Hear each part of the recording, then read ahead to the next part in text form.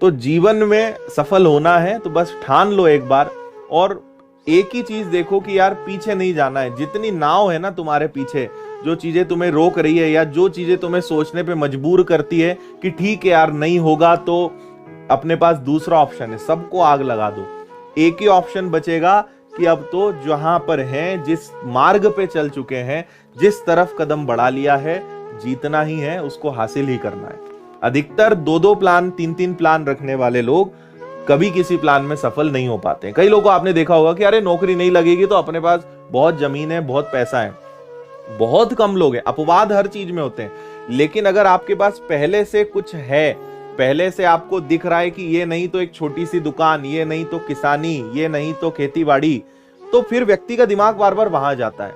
आप उस चीज को सोचो ही मत कि मुझे उस तरफ जाना है, उस चीज को भूल जाओ, तो फिर जिस तरफ आप जा रहे हो उसको आप अचीव करोगे और करना ही पड़ेगा आपको, और कोई ऑप्शन वहां पे नहीं होता है। जब आप मैदान में कूद पड़ो ना, जब आपने एक बार बस ठान लिया, तो फिर आप ये समझ लो कि पीछे मुड़ने का ऑप्शन ही नहीं होना चाहिए, है ना।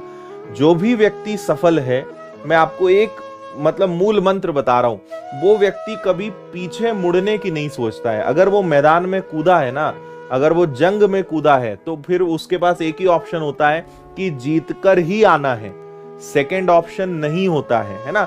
ये देखो, प्लान ए प्लान बी की बहुत बड़ी लड़ाई है, बहुत सारे लॉजिक्स हैं। फिलहाल जो मैं आपको बात कर रहा हूं कि आप जिस समय आपने जो डिसीजन लिया कि यार मुझे इस चीज को अचीव करना है, एटलीस्ट उस समय आपको प्लान बी की तरफ नहीं देखना है, आपको पीछे मुड़ के नहीं देखना है। एक बहुत अच्छी कहानी आपको सुनाता हूं, उससे आप थोड़ा कनेक्ट कर पाओगे कि मैं आपको क्या समझाना चाह रहा हूं, है ना। एक रियल स्टोरी है ये।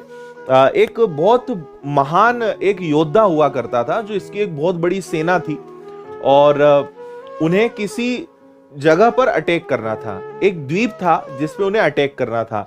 इसकी सेना कम थी, और जहां इन्हें अटैक करना था वहां पे सेना इनसे दुगनी थी।